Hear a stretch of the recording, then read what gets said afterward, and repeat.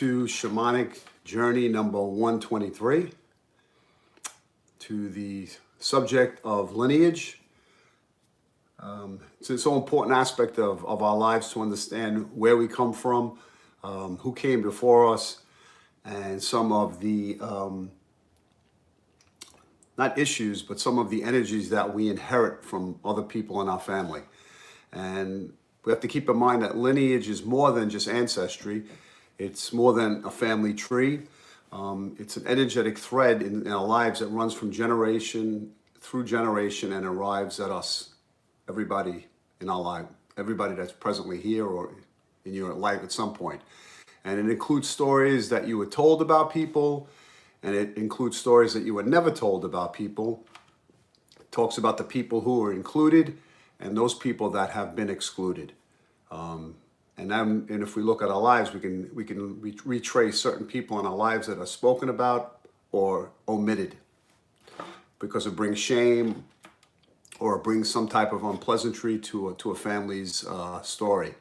So they get shut out. But in the lineage itself, it includes survival strategies, right? The beliefs we have, the fears, the strengths, the talents, the unfinished grief, and the unspoken resilience. And some of what you carry is yours, and some of what you carry belongs to way before you came into this earth. But we somehow inherit those issues. And when we become aware of our lineage, we begin to understand ourselves differently. We start to see that certain patterns that exist in our lives may not be a personal failure, but be, again, an inherited adaptation to our lives. And I guess we then begin to recognize that some of our strengths didn't start with us. They may have been cultivated over generation and generation. And also the weaknesses that we inherit are also part of that as well. So we have to honor both the good and the bad. And keep in mind that our lives are yin and yang, right? We have light and dark, and we have good and bad, and we have a balance of both.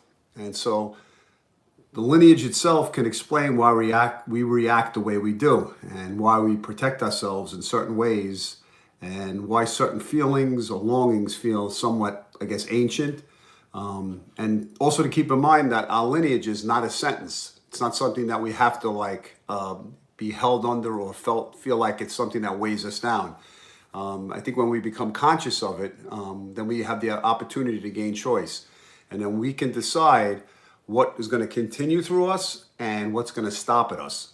Because what happens is working with our lineage gives us a perspective in life. It softens somewhat of the shame, and it helps us build compassion and strengthen our identity. And it reminds us that we're both the result of our history and also the turning point of it. And we have that power to do that. So tonight, as we journey, you're not going backward to get stuck. We're trying to go inward to gain clarity. And by gaining that clarity inward, we're able to see with a greater perspective. I guess because when you understand that what flows through you can move forward with intention. And that's an important and powerful thing for us to keep in mind. And for us to understand that our lives are shaped by our past, but we have the opportunity to create a new future with that. Because everything that we take with us is always a lesson anyhow. It's not something that's supposed to make us a victim. It's supposed to uplift us, and we're supposed to use it as stepping stones to gain momentum to find ourselves. Every difficulty we have is an access point for us to go inward and to try to expand ourselves. And that's truly where we can gain our power, not from the outside in, but from the inside out. So today, as we go on a journey, maybe you could ask the question, what continues through you and what completes and what will be completed with yourself as well, both the continuation and the completion. And whatever spirit animal comes through while we're journeying, you could use that energy and to receive further information. So if you can get into a comfortable place where you could either sit down or lie down with your eyes closed, covering your eyes preferably so you don't have any light stimulating you. And then we'll go on a journey, guided meditation. If you haven't done this before, you'll just follow my meditation. I'll guide you through a specific path and then I'll bring you back from that path towards the end of the journey. And the drumming itself will create a sense of relaxation for your mind to let go, and the object is to let go so that you can receive information from your unconscious mind, not controlling any thoughts, just allowing, being in a state of receptivity. Okay, so get into a comfortable place, as I mentioned. It's either seated or lying down. I will take you on a journey through the forest, through a cave, to a spirit animal, and back. Taking a deep breath in and exhale. Take a deep breath in and exhale. Take a deep breath in and exhale.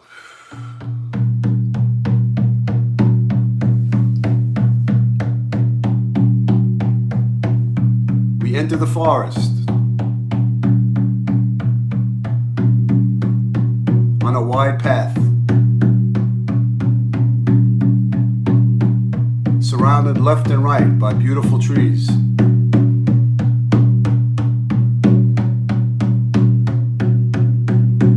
The sun shining on our face brightly,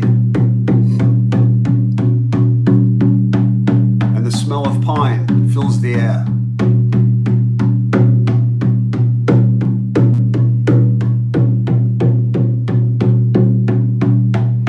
And as we go on this path, we think about our lineage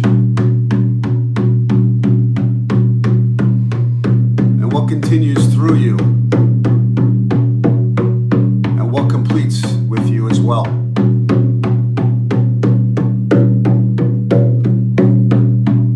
Up ahead is a cave on the path at the base of a mountain.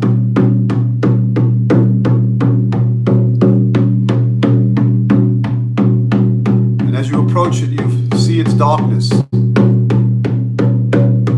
as you enter the cave. Using your hands to navigate, following the winding path through the darkness and searching out for the light from the other side.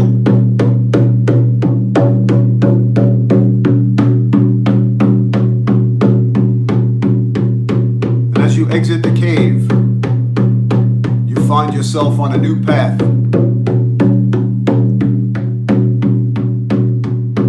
Narrower path.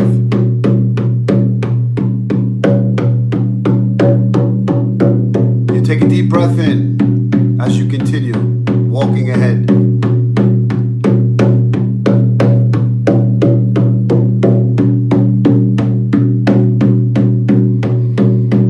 As you walk to the left, you hear a sound, and you turn, and you see a spirit animal. What animal do you see?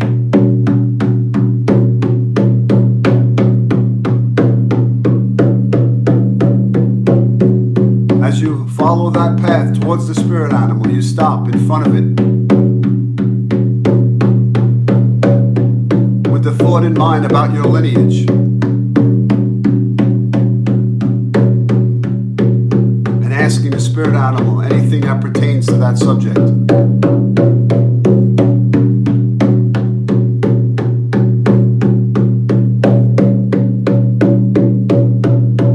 Mind and receptivity, you listen for the answers. Any images, sounds that come through.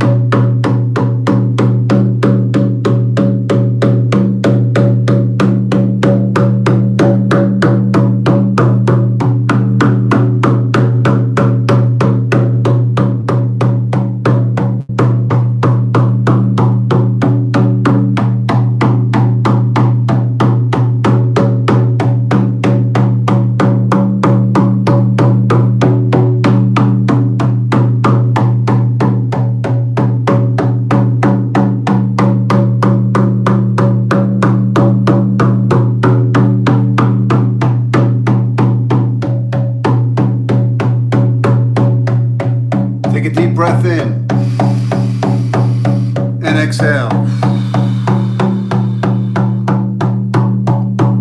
And thank the spirit animal for any information it passed on to you. As you turn back on the path and you head back to the cave.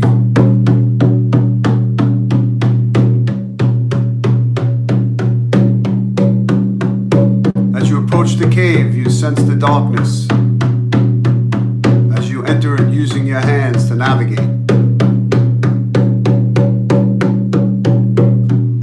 Following its path through the darkness, searching for the light shining from the other side.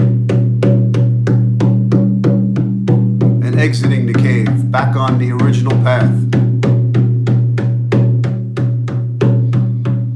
The sun still shining brightly, feeling the warmth as you take a deep breath in.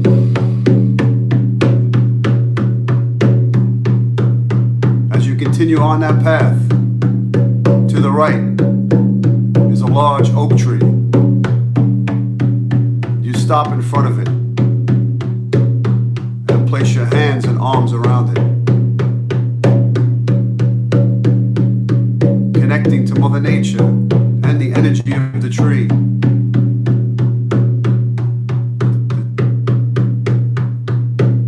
The tree absorbs the positive ions and neutralizes them, bringing equilibrium to your body. As you take a deep breath in, you look up to the tree and thank it. As you release your hands and arms.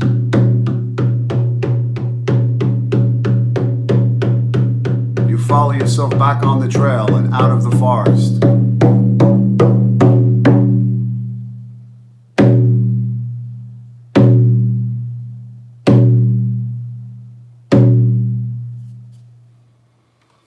Take a deep breath in and exhale. Take a deep breath in and exhale. Take one more deep breath in and exhale. Moving your fingers and your hands. Moving your toes, shaking them. Shrugging your shoulders. Bringing your presence back into the room. And taking a deep breath in one more time. And coming back.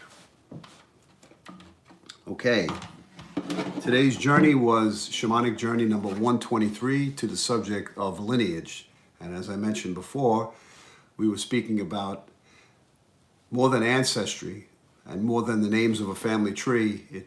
The lineage itself is that an energetic thread that runs from generation and it arrives to you and me. And it includes, again, as I said before, the stories that we were told, the stories we were never told, the people who were included, and those that were excluded. And it included the survival strategies, the beliefs, the fears, the strengths, the talents, the unfinished grief, and our unspoken resilience. And some of what you carry is yours, and some of what you carry belongs to others that came before you. But nonetheless, here we are, trying to better understand ourselves.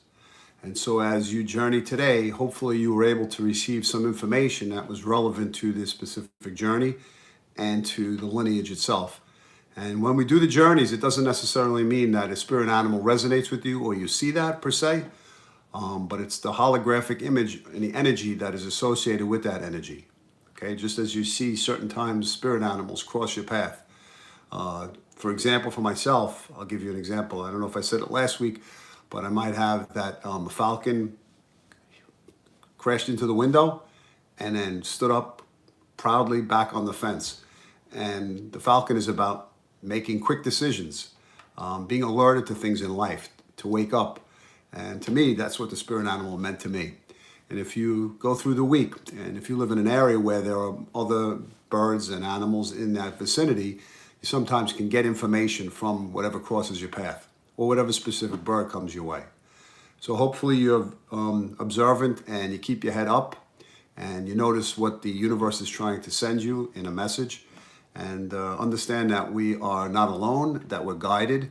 It's a matter of us just surrendering and stepping out of victim mindset and being open to whatever, again, the universe offers us. Hope you have a great week ahead. I have a few interviews next week coming up. I had one today, and very interesting, on the subject of the nadi leaves, which are the prints which tell us a lot about events that will happen in our lives, and things that will happen, and so on and so forth. And when I post that, you'll be able to see that. Okay, hope you have a great day today, and if you're catching this on the replay, hope you enjoy it and you gather some information that's helpful. All right, have a great evening.